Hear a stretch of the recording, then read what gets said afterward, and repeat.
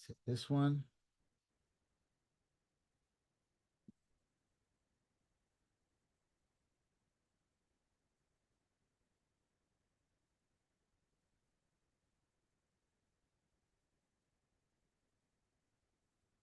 Welcome, everyone.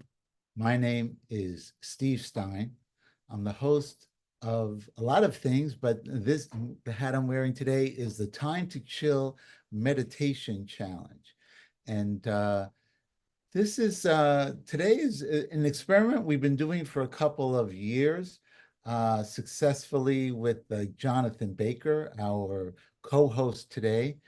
And it could be challenging to get John and different speakers to be here live, but there's still some phenomenal new content that's important, and that we found we can create community by watching it together. So it's a community watch party, and yeah, we're doing that, and we're recording. Good. It's a community watch party, and a little bit of background. On our podcast, we did about a year and a half ago a session with Jon Kabat-Zinn and Turkle about AI, mindfulness, and technology, and loneliness, and it was so rich that we did it again. So we had a watch party for that. But then earlier in the year, we did another one. We're calling it session 2. It was another full 90 minutes of really rich material. So we're going to play that and then discuss it in a minute. And before we do that, I want to introduce Jonathan Baker. Jonathan, if you know him, or if you don't know him, he runs Jon Kabat-Zinn's Facebook group. It's an incredibly vibrant community, and he's working on a book. So, Jonathan, tell us a little bit about yourself before we get started. What's up, Steve? What's up, everybody? It's great here to be in this environment with everyone again. We had such a great time last time we got together for part 1, and really excited about this one. And it's just awesome to be in an environment like this, to kind of have an opportunity to, bounce off of each other's brains, so to speak, and kind of have a place that supports our practices and offers so many different educational resources. So we appreciate that, Steve, and thank everyone for coming today, and invite you to active listen to this profound conversation between these two wonderful individuals that clearly really care about the future and the well-being of the planet. So it's kind of a lot about that. As far as my book, I'm really excited to release that later this year. It's called Never Too Late to Slow Down: Freedom Through Awareness. And it's kind of just that. So it's always a pleasure and an honor to come and do some volunteer work with Steve here and get together like this with everyone. So big hugs for everyone coming here. Good to see you all. All right. So we're going to play the video for about a half hour. You feel free to put comments in, and then we'll open it up for discussion. And if everyone's riveted, the whole program is 90 minutes. But we'll go for the 30 minutes, and we can go for another 30 minutes afterwards. But we'll look for a natural spot to stop there, and then we'll have hopefully some conversation about the topic, and maybe Jonathan will be good enough to do a closing meditation. But let me also tell you that we're doing something a little different. This is part of the meditation challenge, the Time to Chill Meditation Challenge. And that starts tomorrow. Those are pre-recorded events, pre-recorded meditations, and we have a Facebook group. And the idea is it's a variety of different kinds of meditation. John contributed a beautiful meditation the first time we did it, so we keep his in there. He's on Wednesday. We have Bob Roth who is with the David Lynch Foundation, and he's brilliant. And there's a nice array. So, and then the other thing is, then we have people comment in the Facebook group. And last year was incredible. We had, every meditation had at least 100 comments. So we're going to build on that, and people from around the world got to meet each other. So, all right, without further ado, we're going to play the video. So, doing this.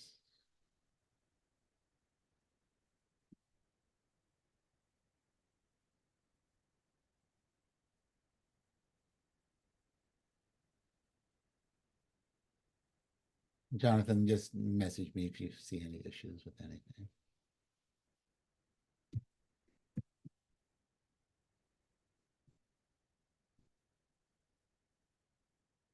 Can everyone hear?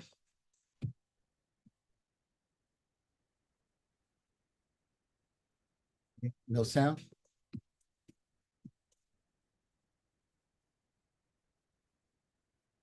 Welcome. My name is Steve Stein, and I'm the founder of WisdomFeed and the host of the StreetSmart Wisdom Podcast. Really excited to welcome best-selling authors Sherry Turkle and Jon Kabat-Zinn to today's session. Title, What Really Matters as the Analog World Meets the Digital World. This is the second conversation in this series. Sherry Turkle is the Abbey Rockefeller Mosé Professor of the Social Studies of Science and Technology in the program in Science, Technology, and Society at MIT, and the founding director of the MIT Initiative on Technology and Self. Professor Turkle received a joint doctorate in sociology and personality psychology from Harvard University and is a licensed clinical psychologist. Her newest book, The Empathy Diaries, a memoir, ties together her personal story with her groundbreaking research on technology, empathy, and ethics. Jon Kabat-Zinn, PhD, is founding executive director of the Center for Mindfulness in Medicine, Healthcare, and Society at the University of Massachusetts Medical School. He's also the founding director of its renowned stress reduction clinic and professor of medicine emeritus at the University of Massachusetts Medical School. He teaches mindfulness and mindfulness-based stress reduction and BSR in various venues around the world. He received his PhD in molecular biology from MIT in 1971 in the laboratory of Nobel laureate Salvador Luria. He is the author of numerous best-selling books about mindfulness and meditation. His latest book, the 30th anniversary edition of Wherever You Go, There You Are. Sherry and Jon will get started now, and I will see you on the flip side. Well, thanks, Steve. And Sherry, how wonderful to be with you again. And I just want to say, as we jump into it, that the more I read your work, the more blown away I am by the uniqueness of your voice and your position in this critical juncture point between technology and humanity that really is going to define the future and our, what we mean by being alive in a certain way and being human in the face of our new miraculous kind of technological capabilities and how that affects our humanity as individual human beings. So I just really appreciate the opportunity to be in conversation with you. Well, thank you. I feel the same way about your work as an inspiration, because in thinking about why it's so important to remember the specificity of the human, I think that you open up that space for people to say all of these things about broadening my human potential. Am I really going to give that up to be in a conversation with machines? I think you define the space that needs to be protected in a certain sense. I hope so, because, I really think in the largest sense, this is a kind of a very radical evolutionary moment for not just humanity, but for, in some sense, the universe itself, because we are the product of 13.8 billion years of the universe figuring out sentience, and in the form of us on this little rock called Earth. And so, this is an enormous inheritance of a certain kind, an analog inheritance that now, because of our capacity for sentience and cleverness, we have been able to develop a kind of new reality, as I understand it. I'd love to hear you say more about how you even see the digital universe in interacting with the analog world of our embodied humanity and institutions, so that because we're not going to go backwards. I mean, there's no question that the digital is here to stay, and that it's growing at unimaginably exponential rates, and integrating into and moving into every aspect of our lives. But are there any aspects of our life that we may be ignoring that are profoundly deep aspects of our humanity that we do not want to erode or eradicate on the basis of the power of the digital seduction, so to speak? Yeah, well, I think that a first place to think when you hear about AI and you hear about how it's sentient, how it's now empathic, it can have conversations with you where it understands you, it puts itself in your place, is to remember that these conversations are using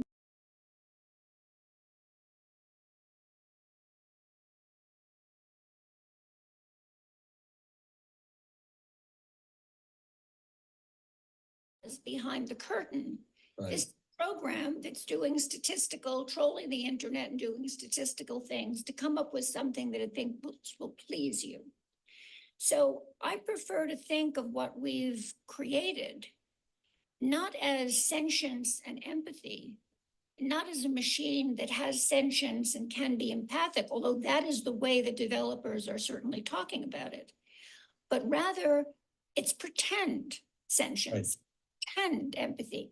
And I really go back to the Turing test as a kind of the original sin in AI's history, because Turing defined intelligence as a machine that could fool you into thinking it was a person. Mm-hmm. And if it could, behind a screen with two teletypes typing, we would call that machine intelligent. But it was a behaviorist definition of intelligence. It was a performance of intelligence. Right. Turing was brilliant and everybody loved it. And, he was a genius. And we didn't examine that premise sufficiently, because now we have machines that can make you think they're empathic. Yeah. It can respond to you that way. And we're calling that empathy. In other words, we're using Turing rules, Turing behaviorist rules to define what machines can do. But that doesn't mean that intelligence was the performance of intelligence, or that what we get from machines is anything more than the performance of empathy. So I think that we have to fight back for these human qualities, because when I say that we're two intelligent people having a conversation, I'm talking about a lot more than you can convince me that you're a person. I'm talking about the fact that you're embodied, that you've lived a life, that you've lived in the world, that you're situated in time and space and class and physicality and emotionality and spirituality. I mean, I'm talking about a lot more than that you can give me a performance. And I think that humanists and people who care about thinking about what it is to be a person are kind of throwing away the store, giving away the store, whatever the expression is. And why do you think they're doing that? Do you think it's just out of total ignorance, or a kind of intoxication with the power of AI and the digital universe? Well, this is a very hard question for me because I'm interviewing people who are finding that talking to digital interlocutors is deeply satisfying to them. Yeah. They give me several reasons. People can abandon you. People can hurt you. Right. We're unreliable. They're unreliable. They can hurt you. And also that the performance of empathy is empathy enough. And I think that really, the fact that we have come to this point, I think was prepared by social media, where we started to say, I don't need to see you in person. Right. I mean, we're not in person. I just see a picture of you, but on the Zoom. But even from that picture, I see your office. I see your books. I see the expression on your face. You know, you are an embodied person to me. I know you're not a digital fake. We Right. decided in advance we wouldn't send our avatars to talk. Mm. And we prepared ourselves for talking to machines by first talking to each other through machines, through texting, where we took out so much of the essential human. Yeah. And don't your studies show, even with younger adults, that they would prefer texting to actually Yes. even talking on the phone, never mind meeting in person for coffee or something like that? In other words, I sometimes say that social media made 3 promises. You'd never have to be alone. There would always be somebody there to listen to what you have to say. And it could happen any time of the day or night. And no human being can make that offer. Right. And people got used to the lack of vulnerability, I would say, is the number one thing that comes up in my interviews, that people feel less vulnerable if they can control the conversation by texting, if they don't have to, I have a hoarse throat. COVID left me with a hoarse throat. It makes me feel vulnerable. I'm a big talker. I have to deal with my humanity. Right. And be who I am in this conversation. Now, my avatar wouldn't have a hoarse throat at all. No, it could be perfect. It could be perfect. And I think that it's a good example and a bad example, but it's kind of a good example of wanting to avoid that truth, a human truth about my vulnerability. And people really do want to avoid the human truths about their vulnerability. What do you think the long-term consequences of that are for human development, for young people, students, and so forth, finding their way in the world and maintaining human connection, both to themselves and to others? Only bad. I mean, there's no upside. There's no upside to this aspect of the digital revolution.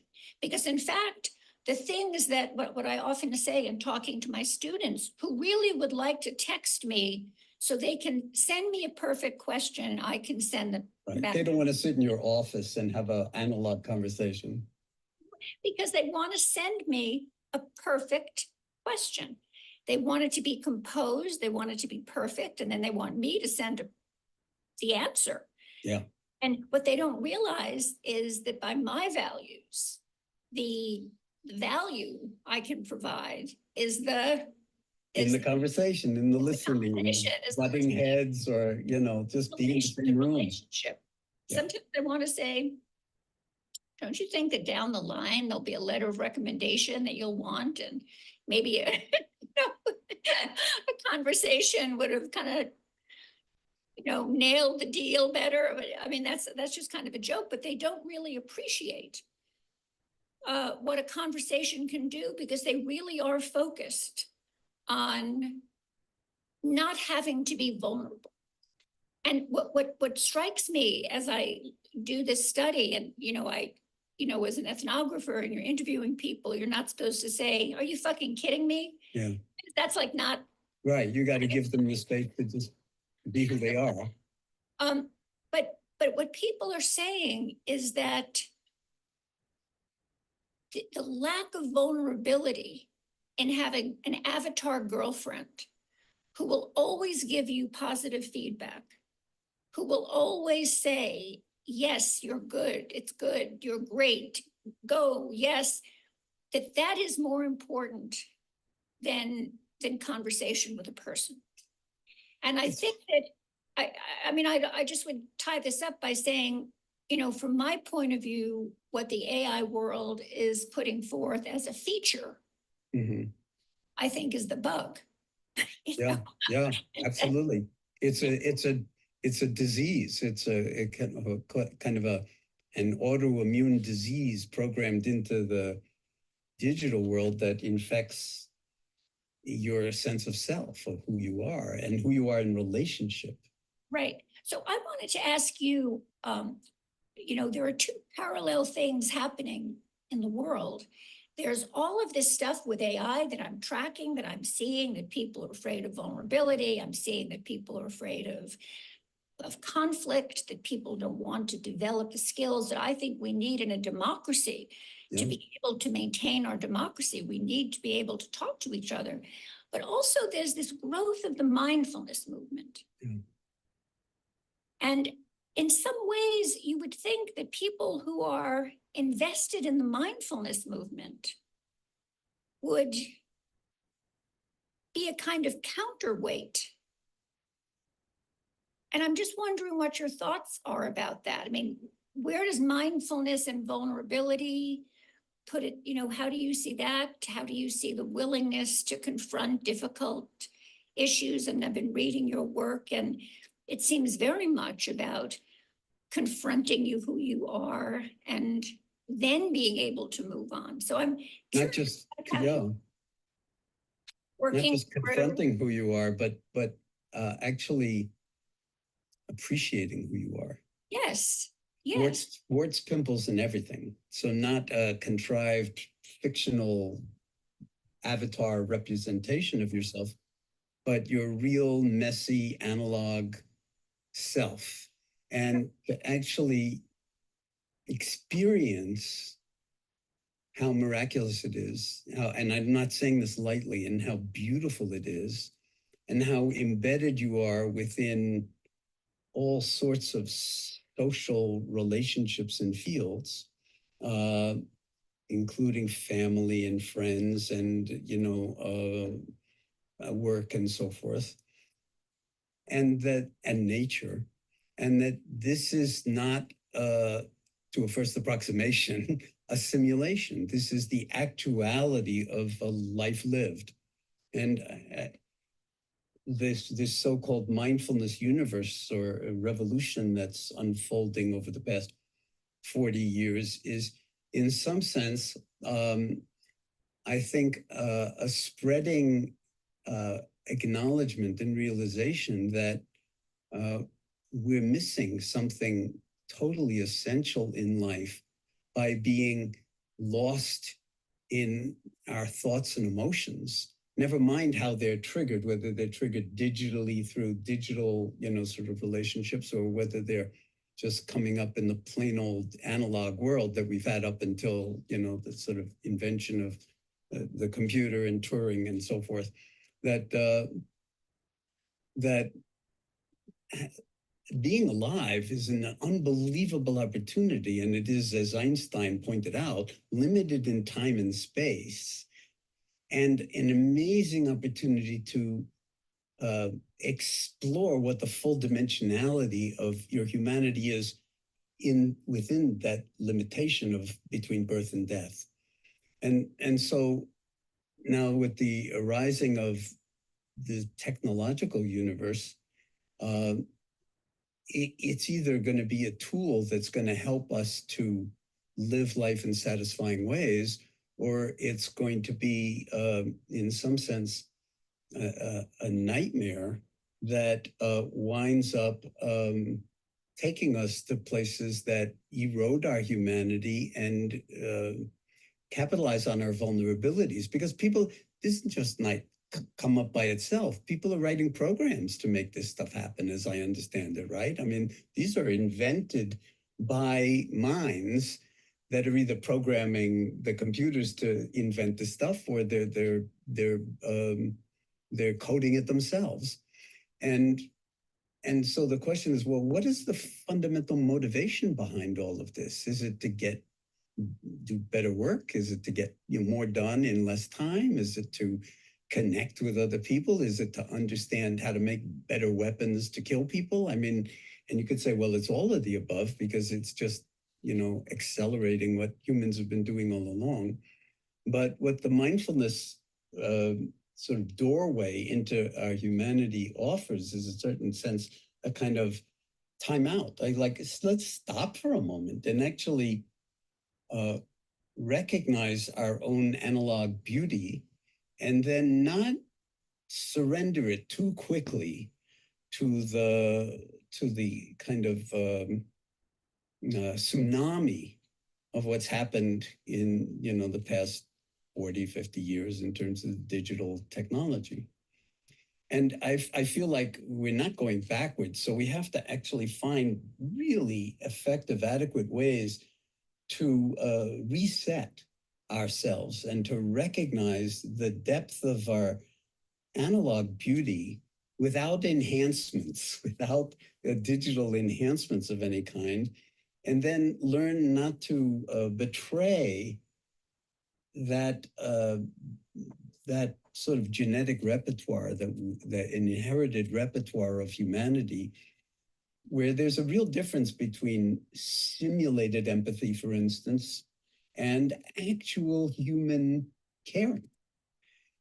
And how how your work is showing that we're in some sense losing touch with, or even no longer caring about whether it's a simulation or not, because we don't want things to get too complicated. It's nicer to just have something that's totally reliable and never gives us any sort of negative pushback or anything like that, which is, of course, not a characteristic of human relationships. So we're simulating human relationships that, don't do that. And I think and I know that you're a pioneer in, pushing back against this and pointing out that we're actually creating a whole generation that's like going in the opposite direction from emotional intelligence, for instance.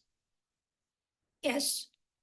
I think it's fleeing from emotional intelligence. Yeah, fleeing from it. It's kind of, I once wrote a book called Reclaiming Conversation. I love that. I've got it right here. Thank you. But I've read it any number of times because it's so powerful. Thank you. But the reason I wrote it was people were fleeing conversation. Yeah, In other words, I wouldn't have written a book about reclaiming it if I hadn't been noticing that people did not want to have conversations that counted. They didn't want to hear another human voice. They didn't want the friction. And I think that what's happened in my mind, from the point of view of being at MIT and working at MIT and having both colleagues and students who were so enmeshed in this technology, is that the notion of friction, the idea of a friction-free world is an engineering notion. Yeah. And now engineers have brought that value into psychology, sociology, and how human relationships can be. Yeah. So the notion that you can have business relationships, it started there, business relationships that are more friction-free. And then, what about if through online dating and, chat bots, and you could have human relationships that were less frictional. And then you end up with a sort of world in which something that used to be a characteristic of exciting conversation. Yeah. The idea that you and I will differ on some points, I'll learn something, you'll say something that'll stop me. I'll say, no, John, that's not my, no, yes. I mean, that kind of, the excitement of discourse is really something that kind of the digital world has socialized us into thinking we can do without. And one thing that surprised me, maybe because my background is so, humanistic and so talky, and I'm trained as a psychoanalyst, I mean, all that talking, is that, I'm constantly surprised by how little people want to have or say they want to have that kind of connection until, and I'm sure this is your experience, I'm really gonna just ask you in a minute if this is your experience, you actually get people in a room and you say, let's talk about our lives together in the boundaries of this space. Nothing will leave here. Let's talk about something. We're all here to listen to each other. Right. And then people will not shut up. That's right. So there's something going on that as as an observer of this, and as someone who cares so much about this kind of conversation, that's very odd, because I don't want to say something, trivial, like, oh, we're fleeing conversation, we don't want conversation. It's much more that people don't feel they have the safe spaces in which to have those conversations. Because the same students who I interview and who tell me, I hate conversation, I only want to text you, I don't, I'm too vulnerable. If you put them in a classroom or invite them to dinner at your house, and you're breaking bread and you're saying, look, we're going to talk about something, and let's just, the rules are, it stops here, but it pours forth from people. Of course. Things that they have to say. Of course, because they're human. Because they're human. Exactly. And so I feel that this movement to reclaim conversation, to reclaim humanity, the foot soldiers in that movement really are people who are not sort of infatuated with the digital, and who are willing to say, hold on a second, let's get some conversations going. I just came back from Silicon Valley, where I led a retreat with my son, which we've been leading. This is the 12th year, and it's quite a large number of people, mostly working in the tech industry, and for all the big companies. So, very, very deeply ingrained in that whole culture. And we established that it would be a technology-free weekend. So, and not weekend, it's like 4 days. And people just stayed off their devices. Wow. And in an intentional kind of way, gave themselves over to their analog selves, including watching what's on their minds. Because a lot of the time we feel victim to what's on our minds, in terms of our thoughts and emotions. And if you start to pay attention specifically to your thoughts and emotions, not to get carried away in the content, but to just see what's on your mind and how it expresses in your body and in your life, it's actually quite shocking that we're almost never present, because we're perpetually lost in the thought stream. And a lot of it has emotional valence of one kind or another. So part of the work of mindfulness is to actually, you want to reclaim conversation. The work of mindfulness is reclaiming your humanity, which you actually may not have fully realized ever, because we take so much for granted. For instance, we take for granted that our eyes work, that our ears work, that when we go to sleep, our breathing will work and we'll wake up. I mean, all these things are kind of taken care of for us, and it's totally miraculous, totally mind-blowing when you really think about it. But most of the time, we're zoning along on autopilot, moving through our moments to get to idealize better moments at some future time. And then that's where the addictive element of the technology comes in, that maybe this moment isn't that interesting. Maybe I should check my phone or whatever to see whether there's not something more interesting. And as I understand it, people are now checking their phones like hundreds of times a day, which is just a mode of perpetual self-distraction. So you're never really fully at home and complete in this moment. And if you sum that over your entire life, as Thoreau intuited in the early 1830s, you could die without ever having actually lived, because you're always blasting through your moments to get to better moments at some other time. And that was his experiment to Walden in a certain way. So mindfulness is very American. It's not simply an import from Asia or something like that. It's really, and Walden is a rhapsodies of mindfulness to that analog beauty that that could lead, as he said about farmers in Massachusetts in the early 1800s, lives of quiet desperation, or given what he did was like go on retreat at Walden Pond, or he created a meditation retreat for himself, to marvel at how amazing it is to be part of this mysterious natural world. And that then becomes something of a discipline. It's not like a nice idea or a thesis. It's a kind of way of being with a capital W, where you make sure that you're in the present moment, because that's really all you have. Now, if you're on devices all the time, you're really not in the present moment. You're like, and there's the self-distraction is impossible. You might have like a million things going on at any particular moment.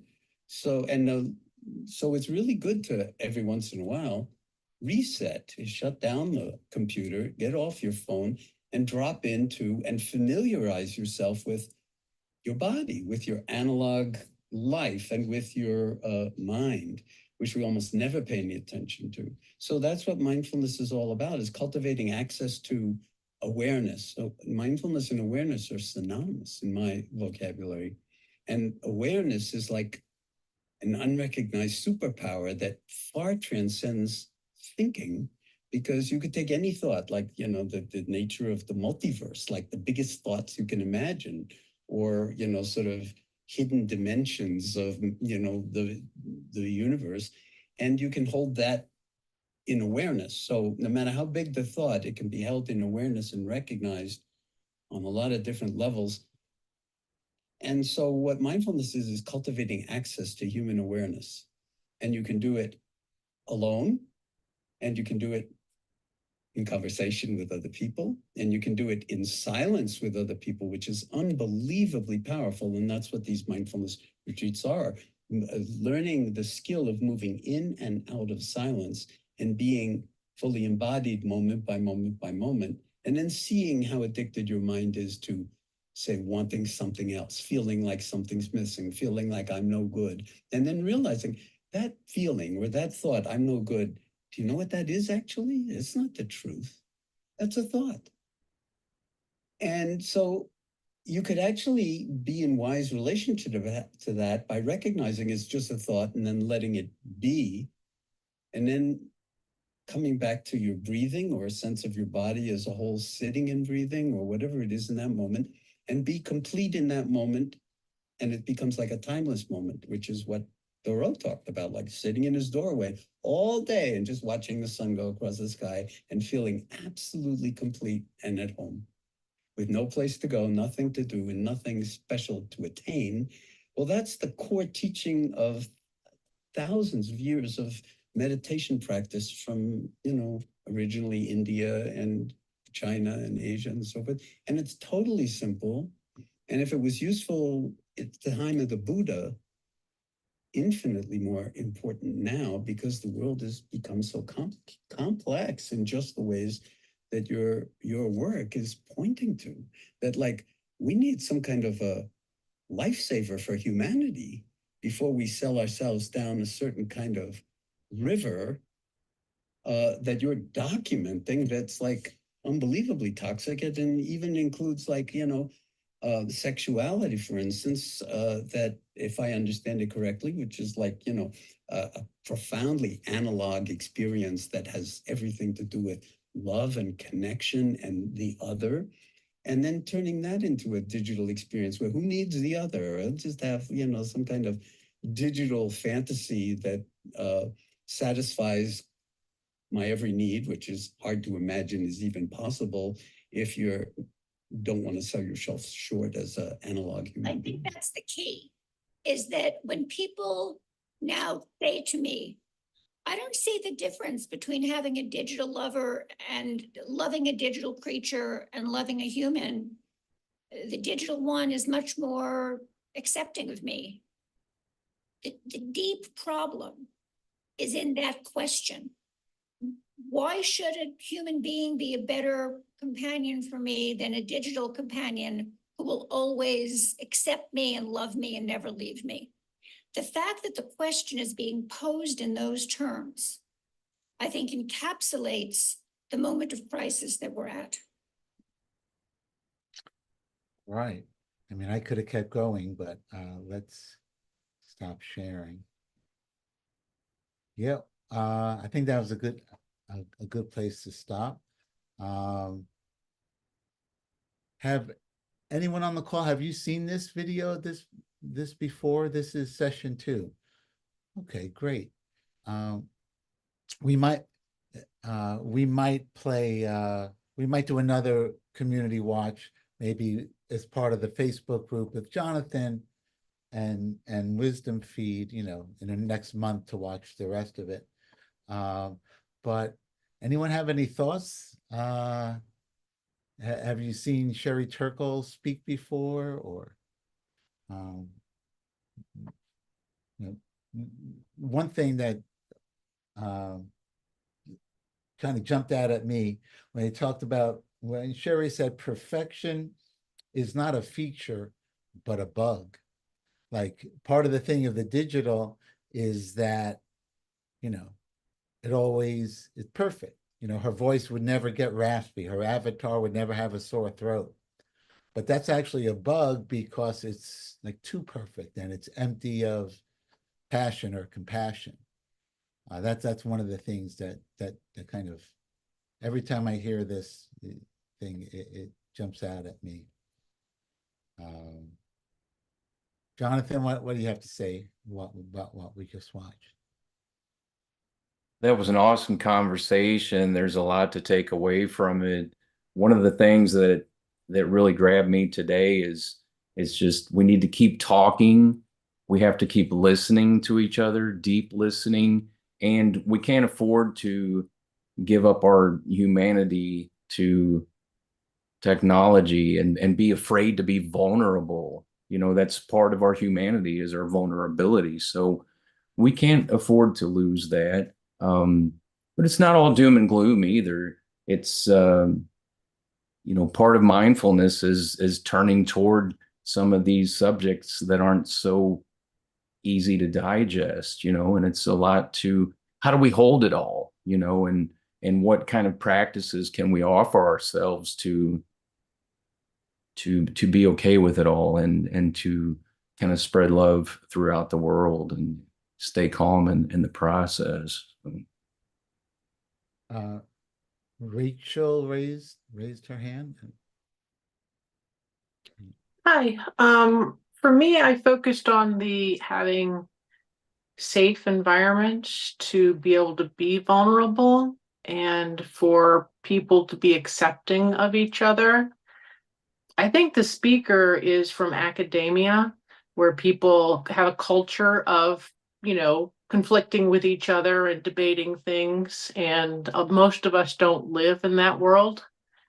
And having safe interactions is less likely for us. And for me, we can only do our side of things. And so for me, as part of being mindful, it's also learning to be accepting of other people. That to know that when you have a conversation with somebody, you don't have to come to a conclusion that you both accept. You just accept that their perspective and your perspective exists. I know some people that I just think of as really loving people, but if you talk to them about something that they disagree with, whew, they get really not loving. And so for me, I think that's from my part of the world where I'm trying to work on is creating those accepting and safe environments where people can say things and I can disagree with them, but it not be a problem. Civil discourse. I mean, you know, and the opposite end of the spectrum is cancel culture. It's like there's it's hard to say anything without fear of, as Jon says, or the other, like raising their back, you know, and all of a sudden it's an instant us and them. But you know, I don't know if Sherry talked about it. I don't think she mentioned it here, but she's doing research now on a book on artificial empathy. And evidently, there's an app or a couple of apps where where the app becomes your primary relationship. So they know everything about you. How are you? How was work? You walk in. I mean, they can't hand you your slippers, but they know who you are. And evidently there is more than 1 million people subscribing to these apps, and these digital relationships are their primary relationship. And you know, and for people, you know, it's not all good or all bad, but it's certainly the humanity aspect becomes more valuable, I think. You know, and then of course, you know, after COVID, you know, part of the thing is why we're doing this. So after we recorded this session, it goes on for another hour with Sherry and Jon, and it's on our YouTube channel, but it's also, we may do another watch party to watch the rest of it. But what came out of when we recorded this a couple months back, we did a summit on the epidemic of loneliness. And that's part of the reason why we're building. This is kind of brought to you by WisdomFeed Plus, and it's a community that we're building, and we're trying a lot of things, but you know, it's starting to come together, and it's kind of like not a digital water cooler, but a community that we're looking to build, and we're adding drop-in meditations. On a regular basis, weekly, live yoga classes. So if you become a member, you can build community. It's virtual. Eventually, we're in the New York area, so that's probably the first place we'll do in real life events. But ideally, this is an opportunity to, you know, for some human interaction, even though it's being facilitated on a digital, you know, format. And thank you for sharing that, Rachel. That was interesting.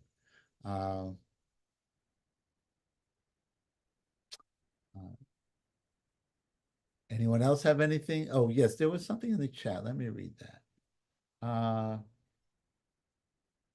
Marcin or Markin. I don't know if you've noticed, but AI chatbots and AI in general tend not to admit to not knowing something. That's true. I hate that. Isn't that frustrating?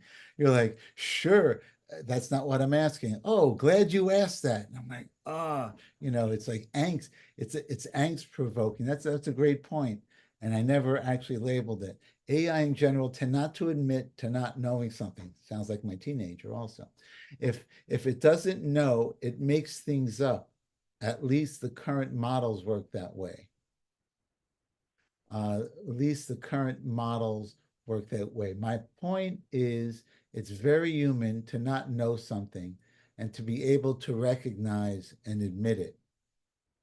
Right, so that's the inverse. That's a flaw, that humans aren't perfect, but that's actually the benefit, is that no one's really perfect, and those flaws are what make life interesting and kind of worth living. Welcome, Laura.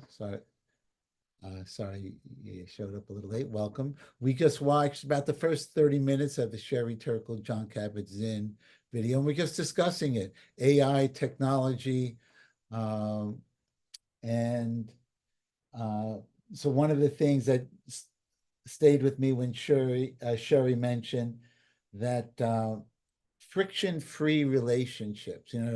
There's a thing in social media. You want to have a friction-free, easy to get your email, that kind of stuff.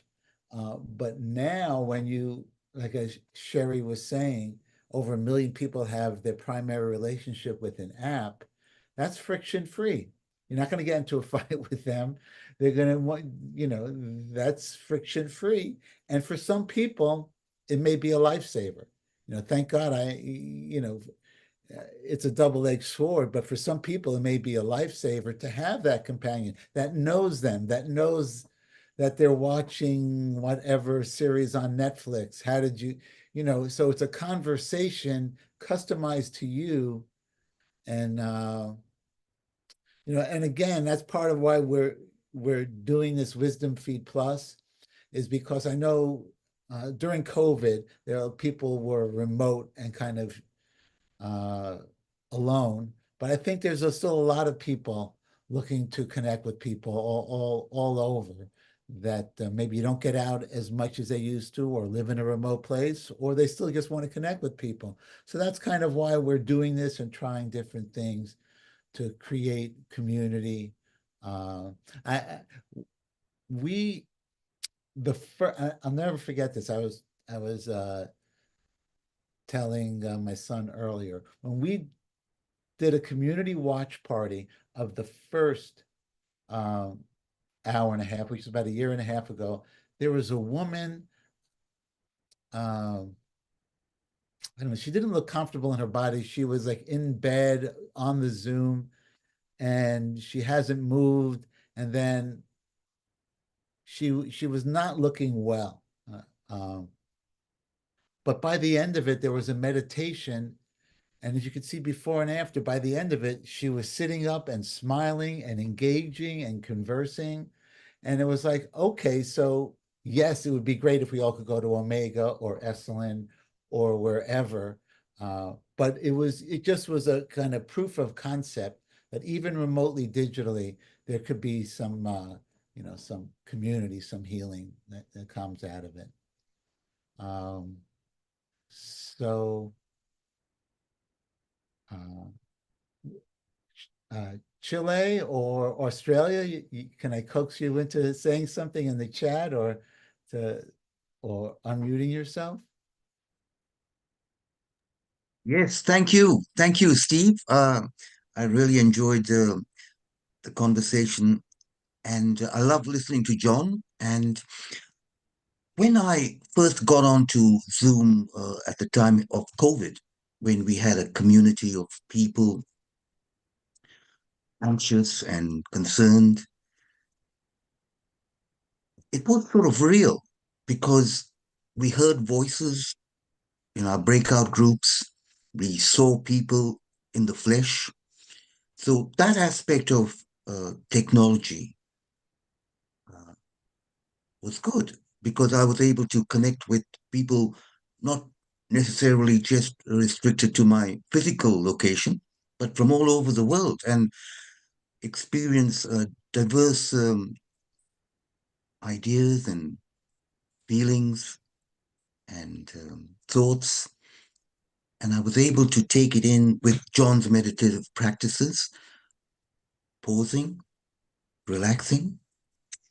And it's interesting, digital avatars now, they are so sort of plastic, and they don't stir you up. They don't give you the human feelings that we are born with. So there's an element of emotional absence. It's all vanilla. Sure, they say the right things and make you feel good, but believing that is not reality. So it's an interesting conversation how we can use technology and the good things that come out of technology to further our own development as humans. I heard John referred to Einstein. I don't know exactly the quote he used, but I'm recalling Einstein's famous quote: "Is the universe a friendly place?" Apparently, the question he asked. And it's triggered a lot of interesting responses to that question. I'm wondering whether you have any thoughts on that. Personally, when I'm in an existential moment, I'm like, or I don't know if it was Einstein's quote, but something very similar. But it's fundamental whether you believe that the universe is a friendly place or not. And if you look at it that it's not, then the world is actually against you. It's like, or it's parallel to whether you think you can or you think you can't, you're right. Because that's the mindset. And I think it speaks to mindset. And I'm sure there's other scientific, but is the universe fundamentally a friendly place? And right now it feels friendly. I don't, for sure. And I did drop in a link to our YouTube channel, which does have the full version of this session there, as well as the initial session 1 that we did a year and a half ago with Sherry and John.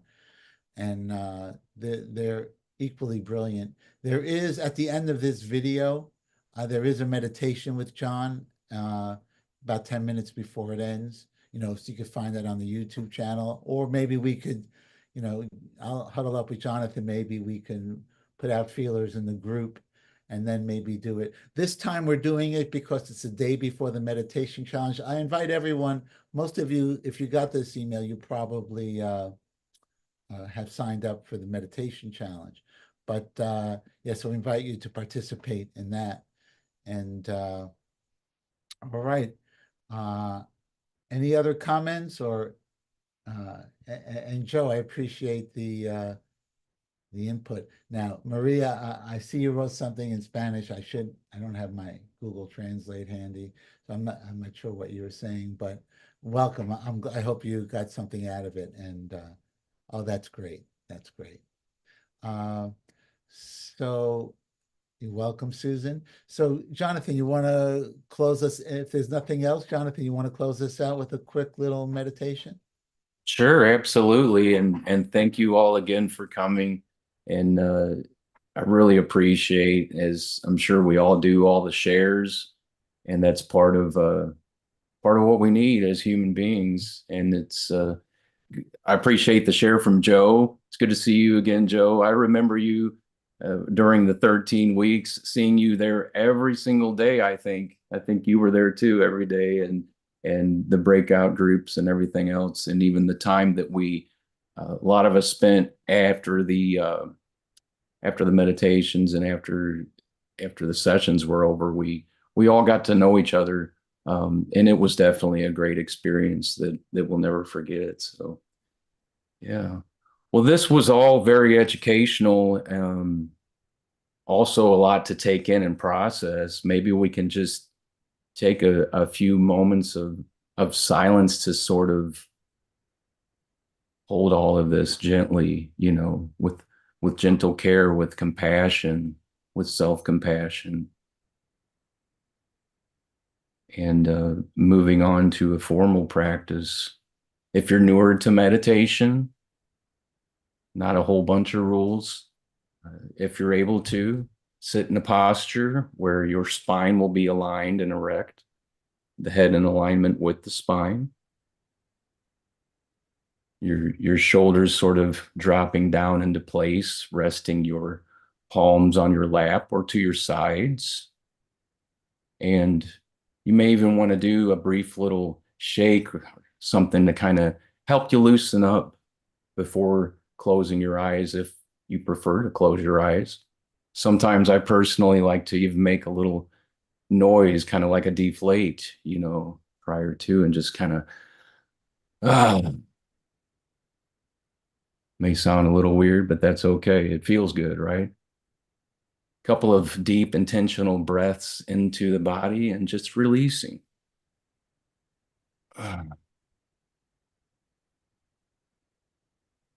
Closing your eyes if it feels comfortable, or just gazing a few feet in front of you toward the floor if you prefer to keep them open.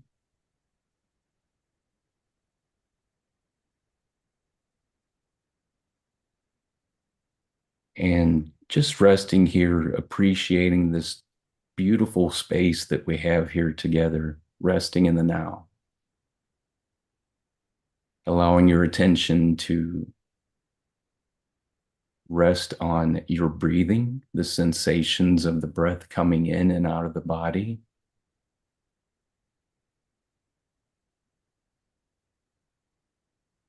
Perhaps paying attention to the flow of the natural rhythm, observing the belly rising and falling, the air coming in and out of the nose or mouth, and just allowing it to do what it normally does on its own. No need to adjust anything.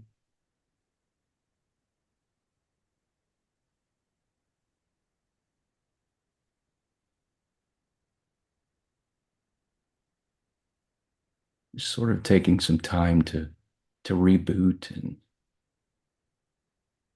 let be.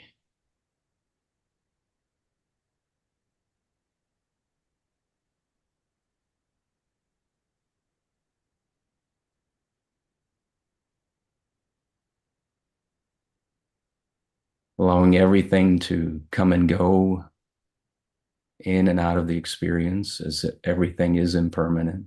Everything's always changing. Sounds, sensations, feelings, thoughts.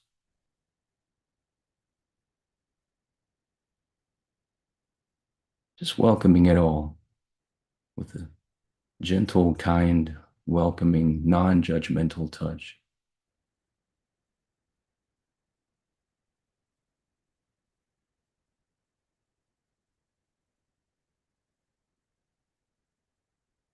The mind's always busy thinking and projecting.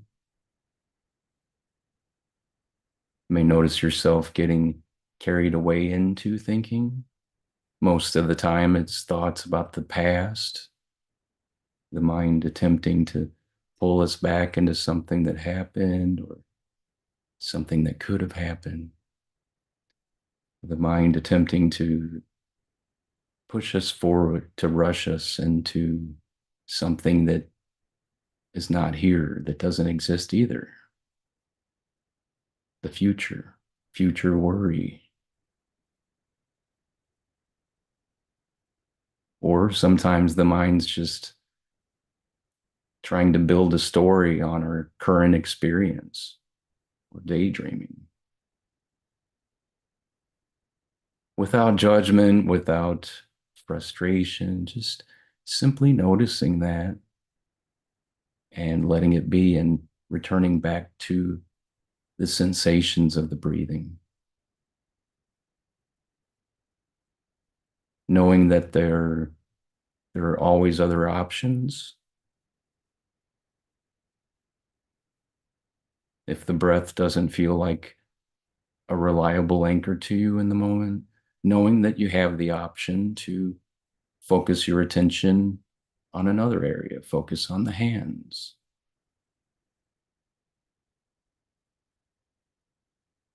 It's all about your experience in this moment.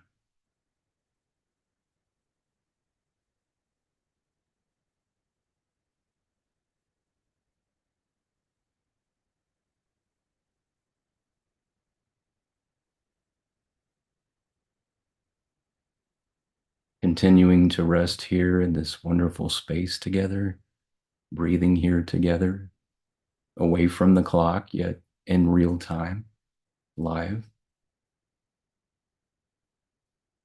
This is one of the ways that we can utilize technology our way, to help tilt the world in a more positive direction.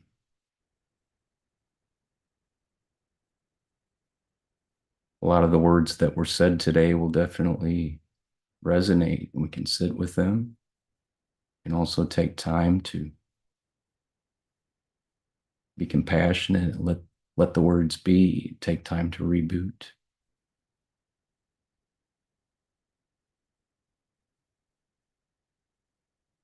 Taking a couple intentional deep breaths into the body if it feels comfortable to you.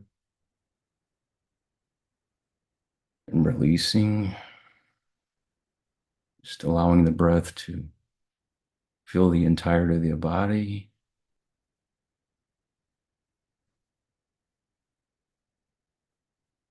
Feeling a deeper sense of arriving in this moment. Noticing all the contact points of the body. Allowing your breathing to continue its natural flow and rhythm. As we briefly scan through the body. Paying attention to the contact points of the body, where your feet are in contact with the floor, the surface that they're on now. Noticing any sensations that are or are not there. Moisture, coolness, warmth, tingly sensations, or not much at all. It's all fine. It's here now.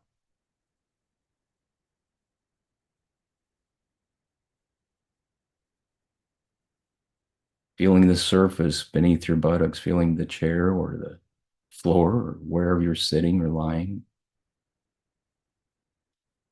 Allowing the gravity to take over. So we're not firmly sitting, even though we're wanting to carry the intention of stillness and awareness. Allowing the gravity to take over and just be held on the surface in this moment. Checking in on the shoulders, knowing that it's okay to make any sort of adjustments, to be with any areas of discomfort, any sort of tightening or gripping up in any area of the body that may distract you. Just with a gentle, light touch, just allowing the breath to come in and caress that area and let go.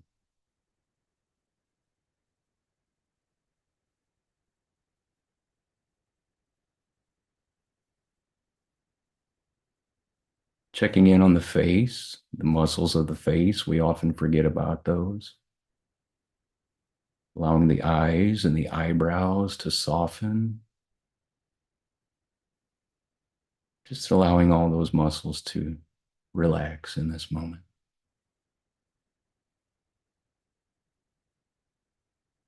Checking the hands, the fingers, the fingertips.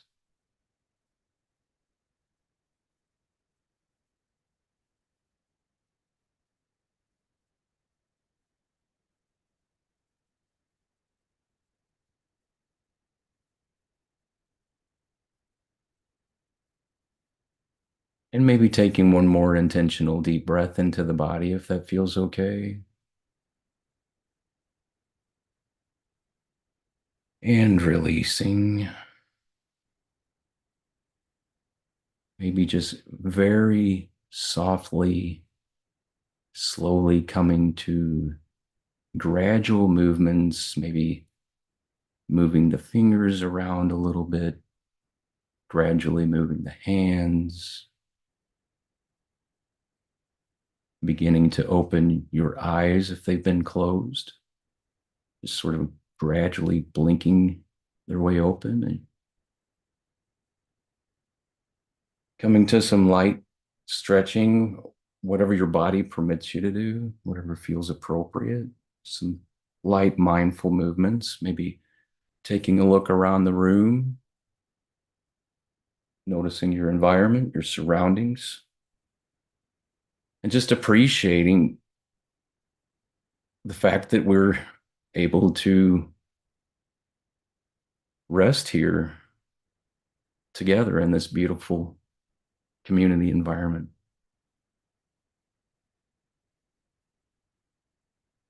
And carrying this attitude of stillness and awareness and presence with you in each and every moment as you go on about your day or night.